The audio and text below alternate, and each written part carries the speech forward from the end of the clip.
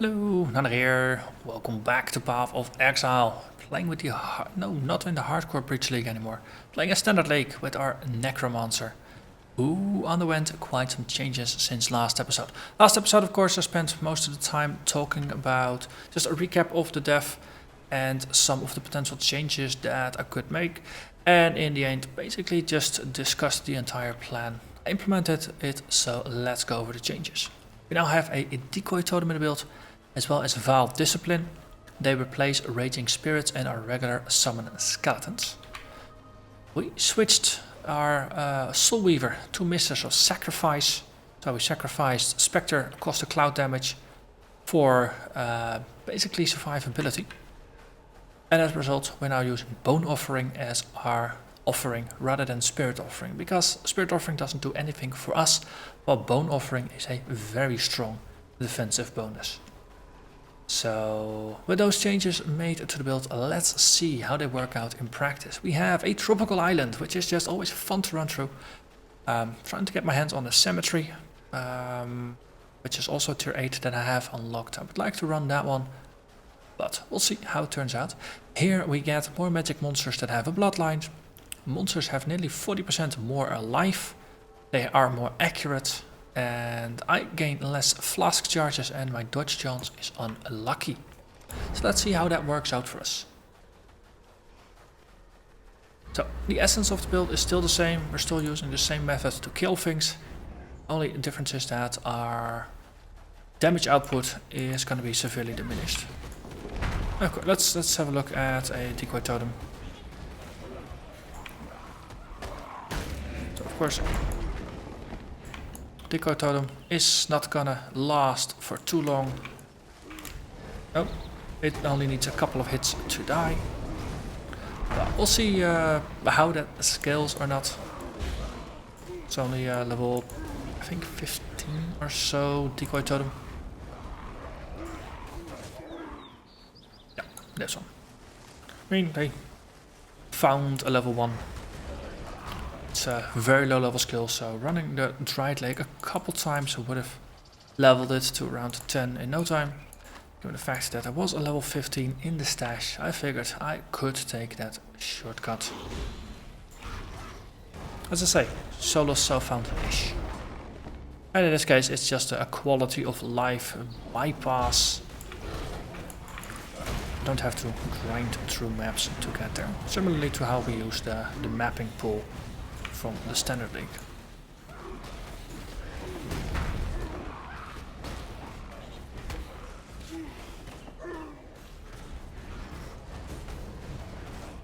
So enemies they still degenerate, but as you see their life doesn't go down very quickly. It just slowly moves. So we will be taking more time to kill bosses, to kill mobs, do things like that. But we have a couple more defensive tools at our disposal. The Bone Offering, we can level it at least once, I think even twice, before we hit the level cap imposed by cast one damage taken, and I might consider increasing the cast one damage taken cap and threshold. So it triggers less often, but the effect is going to be stronger. Now for a defensive bonus that might be rather useful. Also, I should remember to also clear the other side. So currently I'm just casting the decoy totem quite a bit in order to get it into my system. In practice we might need to rely less on it rather than more. Well, if I put it up, then at least it's there. And it's taking some flak off of our zombies. It's gonna take some flak off of myself. But all that's good. And given that it has a 4-second cooldown, it works pretty well. Interesting side effect, of course, of taking Mistress of Sacrifice is that we get more things that increase our skill duration. And as such, our decoy totem is gonna last a bit longer. But our Val Summon Skeletons now last 35 seconds rather than 29. So we've got a whole 6 seconds on top. And no, similarly for all duration-based effects, they're gonna last a little bit longer. Our Immortal Call is gonna last a little bit longer. Our Bone Offering is gonna last a little bit longer. And our Phase Run is also gonna last a little bit longer. And our Wither is also lasting longer. So we get more Wither stacks on an enemy, meaning they take more damage from Chaos. So no, there's a little bit of a balancing there. We deal less damage, but they become more susceptible to the damage. So yeah, there's an upside.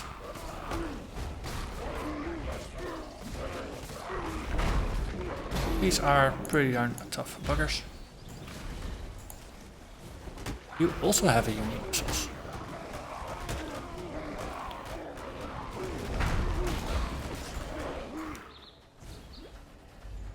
It could be that after a couple of maps we switch back from Soul Weaver or from Mistress of Sacrifice to Soul Weaver because our damage output simply just suffered too much. Very real possibility. But for now, I think testing out all the changes, it is at least worth a shot.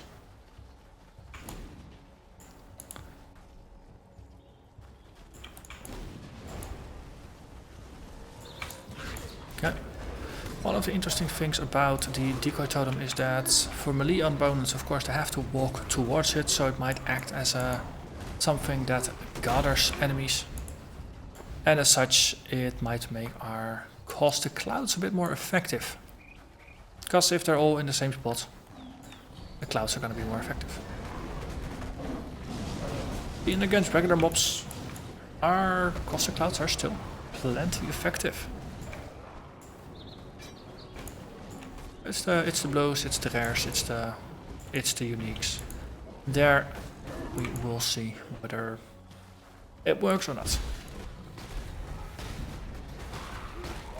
I mean, from what I can tell, we might have cut our damage output by half. I haven't done the exact math on it. Well, we'll see. That's betters. Ooh, gobbers. And they have a shared boon. How lovely. And there we have it, level 87.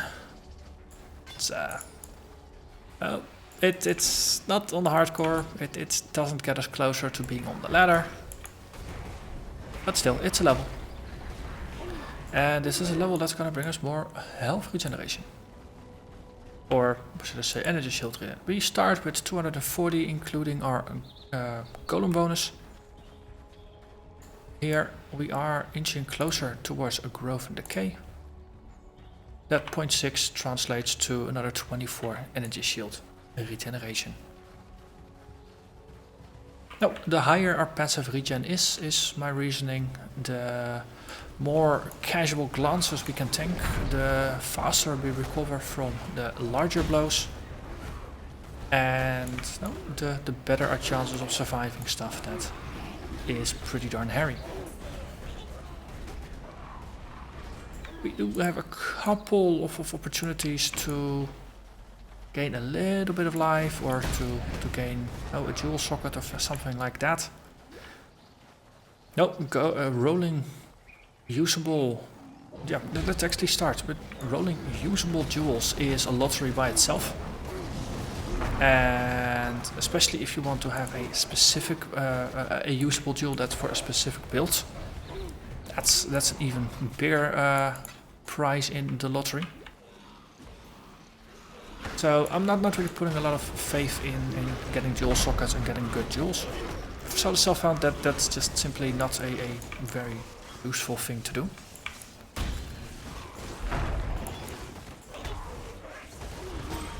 So I'm going for the thing that gives me a more reliable bonus. So, like that. And that is of course the health regen. Let's see, yeah, we're standing outside of bearer range. Oh, there's more bearers. City bearers. Coast, nice, tier 9. Blip.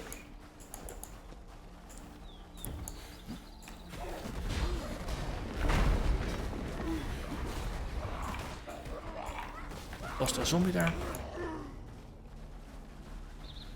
Oh.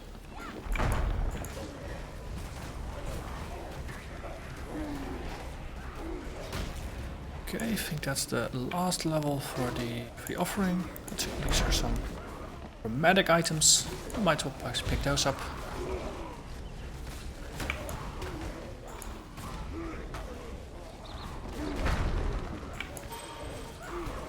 Let's see, do I level this? Yeah, I can level this. One more time.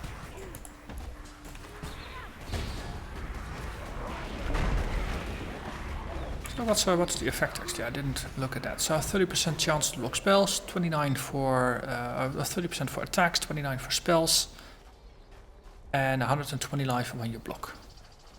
It is one of the few ways that we actually gain life, because of course our regen has been flipped to apply to our energy shield, thanks to Zealot's Oath, which so is a pretty darn good thing. But if you're receiving a lot of chaos damage, it's a nuisance because you're always just sipping flasks to top up your health. So bone offering every once in a while is gonna help with that. So desecrated ground maps or poisonous maps are a bit easier to do. Or a bit easier to maintain, I should say.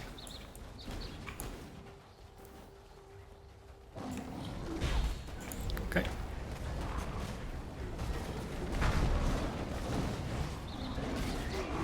Oh, so far so good, I should say. There we have the Blood Progenitor, who is just degenning happy. Let's just apply our Army of the Damned as well as our Decoy Totem. And the boss is still just degenning. Oh, maybe a bit slower than before, but it still works. And that is the important bit. We picked up some larger items. No, too bad for you, because I wanted the smaller items. Yeah, like that. Okay, and then there are 3 monsters remaining who are simply lucky duckies. So there you have it. We cleared the tropical island, which of course, no, it's a fun run, but it does showcase that our build works pretty well.